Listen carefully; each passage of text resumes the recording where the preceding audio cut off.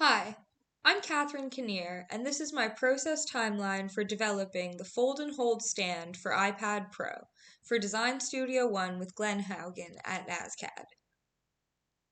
For this project, I've looked into designing an iPad stand to be used by seniors in long-term care facilities. I've approached a 5-step process through research, defining, sketching, building, and reflecting that I am now going to share with you. The client brief, prompted by Glenn Haugen and the Mountains and Meadows Care Group, expressed the increased use of iPad Pros in long-term care facilities over the COVID-19 lockdown periods. In turn, the nurses found that residents were having trouble holding the iPad for the duration of the 20 to 25-minute visits. They needed some sort of physical device that could hold the iPad in a bed, chair, or on a table for at least 30 minutes and allow for some sort of angle adjustability. I began researching in 3 categories pertaining to the identified problem, the first being existing iPad stand technology. This visual survey yielded many consistent shapes and connections that inspired my later ideas, including the slotted panels to sit the iPad in. The second visual survey researched a widely available cutting technology used in NASCAD, laser cutting. Here, I focused particularly on designs that had been targeted towards stability and building up the mass of an object for height, which I had been considering for chair and bed solutions. The third survey identified common layouts, furniture, and atmospheres of existing long-term care facilities, giving an understanding as to where my design would function and features to accommodate for, such as tables and chairs. The following reports serve to inform my approach to designing for seniors. The first 2 reports informed me of physical conditions and challenges that Canadians living in long-term care facilities commonly face. This gave me an idea of the ways I could accommodate for things like muscle fatigue.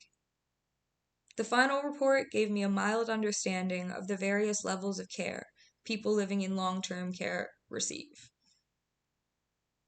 Through a partnership with the Mountains and Meadows Care Group, we were also able to interview 2 members, a resident nurse and an occupational therapist who deals with patients and therapeutic support systems in long-term facilities daily. They were able to inform us that most of their residents require high levels of care, as well as other challenges we would be designing for, such as dementia, weakness, limited ranges of motion, lowered awareness, and lack of focus. Process Step 2. Define and map. These 5 worksheets explore the physical characteristics of the circumstance I am designing for. Isolating each factor allows me to understand the variables and how I can alter existing factors to solve the problem. First, I explored the activities associated with residents in long-term care using the iPad Pro. This introduced me to the order of events that take place and gave me a rough outline of the experience. The environment study examined the physical spaces and atmospheres of the iPad usage. In the cases of Mountain and Meadows, there's the nurse's station, communal tables, personal tables, and bedrooms. The interactions worksheet examined cases of human contact. In this case, sign out and set up, possible phone calls, and physical iPad support. The object study allows you to focus on all of the objects that the design will interact with and how the current circumstance is already using things. I found there were many standard tables and chairs that my design would work well with. The user study introduced me to the audience I would be designing for. It was important for me to consider the attitudes and challenges of both the nurses and the residents, as well as the other end iPad users, as they would be watching their family or friend interact with the design. Process Step 3. Ideation and sketching. With the design brief at hand, I modeled 3 ideas for each sketch, for each style of solution being explored. I found that designing for beds yielded solutions that resembled the existing overbed tables seen in long-term care facilities studies, and that tabletop solutions would be more versatile to design for, as users often have access to a table near their bed. For modeling in chairs, I was drawn to design objects that stood on their own and were either cumbersome, flimsy, or required complicated setup. I also found many options would restrict the user's ability to move while using the device, and figured I'd stay away from chair use because there were plenty of tables around the residence. When modeling tabletop solutions, I found I was really just looking to simplify existing connections and mechanisms I was seeing throughout my first survey into iPad stands. I figured taking an existing stand design that worked and simply applying the criteria of designing for seniors like soft edges and durability would be successful. Process step 4, ideation mockups. The approach was a minimal 2-panel folding iPad stand, giving extra attention to sanitation and setup ease. It lacked stability and a good grip on the iPad.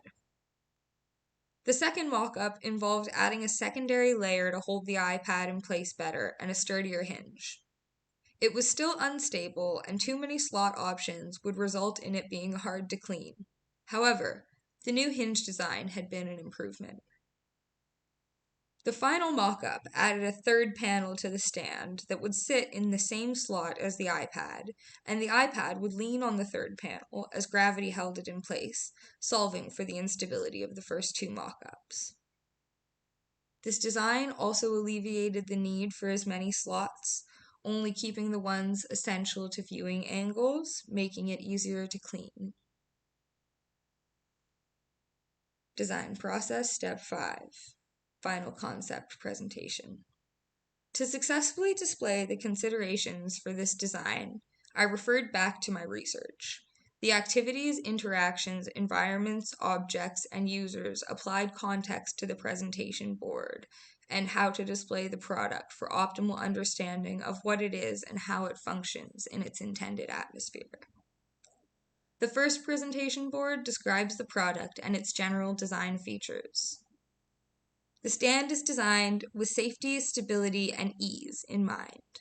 It has the capability to be sanitized easily, features a custom designed hinge to alleviate skin snags, and 3 angle options, 2 for viewing and 1 for hands-on screen usage. The second presentation board adapted the storyboard qualities seen in the activities worksheet to how they would be applied to the fold and hold scenario. It serves to let you see how the stand functions, particularly under the use of its intended audience, seniors in long-term care. The stands can be stored efficiently, folded and kept on a shelf in the way you would a book or a binder. It can be quickly disinfected with alcohol wipes. Walking and holding the stand is easy because of its compact form. And once on a tabletop, setup is as easy as laying down the 2 panels and then placing the third panel in your chosen angle slot.